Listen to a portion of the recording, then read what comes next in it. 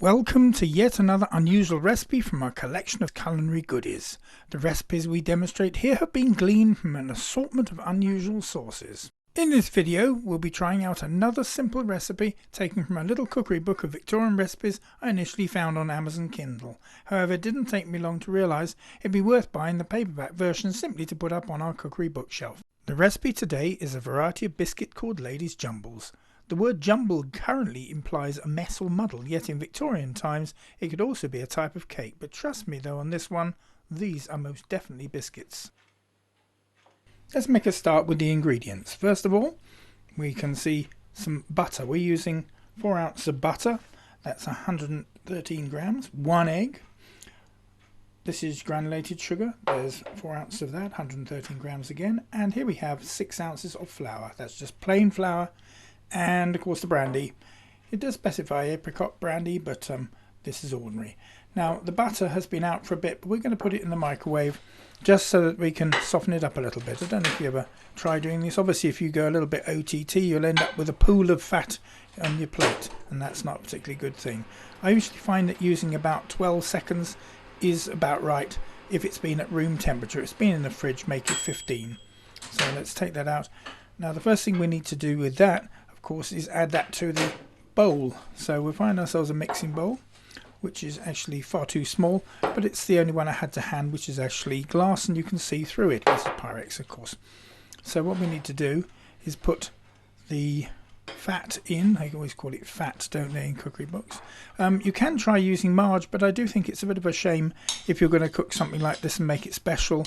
It may as well use butter because it does actually, in my opinion, make it taste a little bit better.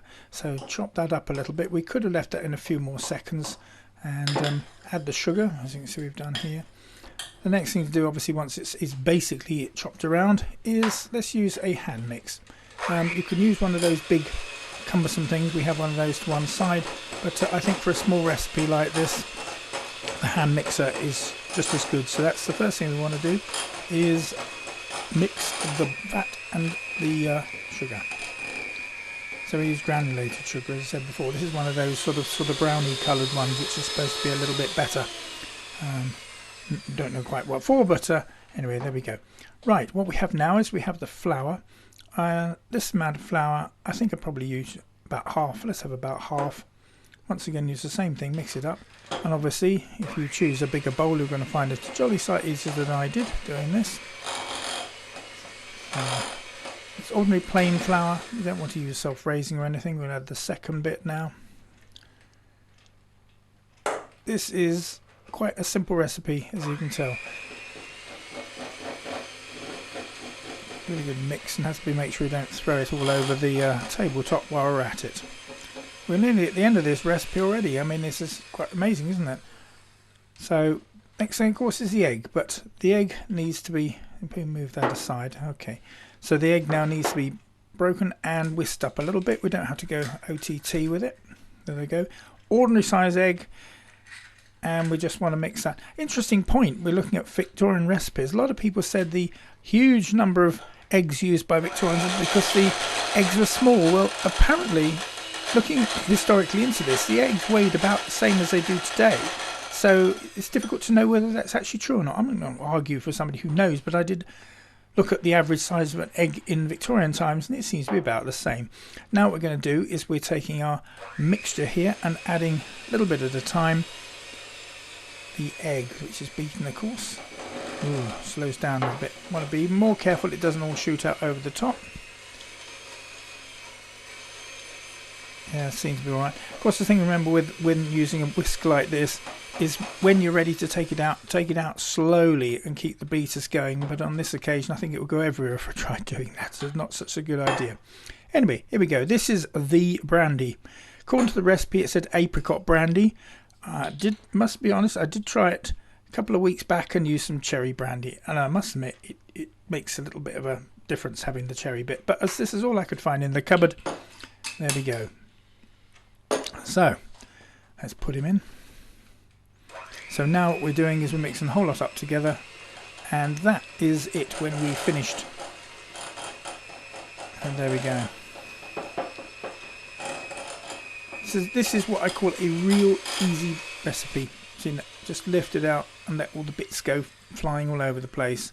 And if your bowl's big enough, it doesn't go around the room. Now the oven. We're just going to use a top oven here, 180 degrees. According to the recipe, it says a brisk or fastish oven. Take out the trays that's already in there. We're leaving 2 trays in here, the top and bottom, about in the middle. That's not a fan oven. This is flour. Obviously, we put on the work surface to dust it because we don't want things to stick on it. So I'm sure everybody does that. We use a bit more of that flour. As you can see here, I did this one earlier. The 2 trays which I'm going to use are actually with their it's just a sort of ordinary marge on that, just a fat.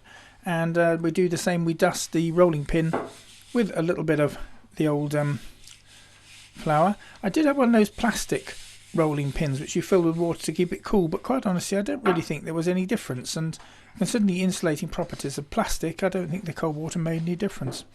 So here we go. We now take a big lump of this stuff, squash it all together and put it on the top. There we go. A little bit more flour on the top of that to stop it sticking, and we just roll that out. The object of the exercise is to make it nice and even, otherwise your biscuits are going to come out sort of all different sizes. I was a little bit hurried with this and mine came out a little bit uneven at some of the earlier ones. There's a 2-inch cutter, or whatever you want to call it, sort of, is it 5 centimeters these days? And we cut the pieces out, and all we're going to do is we're going to put them neatly on the tray and see how many. Oh, that bit out there, let's remove that. Yeah, and we'll fill up those 2 trays and see how we go. I reckon we should be able to have about 20 on each tray, so we'll see how it goes. So that's 5 in one way, 4 the other, and let's see what it looks like.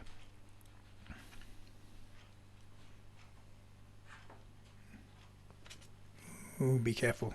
Great. Okay, as you can see, we've done pretty well there, but there was quite a bit left over from the bits and pieces in between. So I'm gonna add another baking tray. Hurriedly pull one which I can put these extra ones on, and that should be enough probably for this session. Here we go. So that's how many we have there. Right. What we do is we now put them in the oven. The oven is up to temperature. We have checked it out. Put them over. And of course, don't forget, this is not a fan oven. Even fan ovens are not perfect. What I was going to say about this thing is there is no caster sugar. No caster sugar in the cupboard. So what do?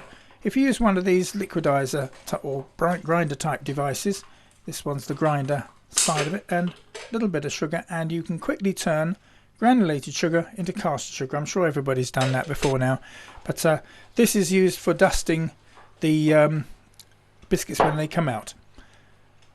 Here we go, checking out the time, 180 degrees, 17 minutes approximately, but I'm taking them out realizing that of course they're, as I said, a little bit uneven. We have these are about as they should be, and you can see the ones a bit closer to me are a little bit brown, but it doesn't matter. They're pretty, I'll be honest with you, they're pretty much, nice however you have them.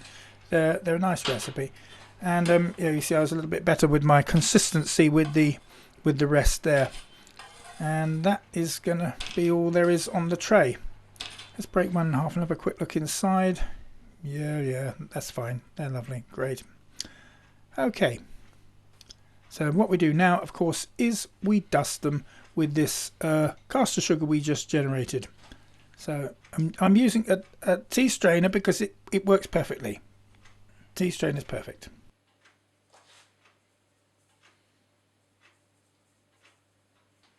This is one of those recipes that's very tolerant to variations and good to experiment with if you like that sort of thing.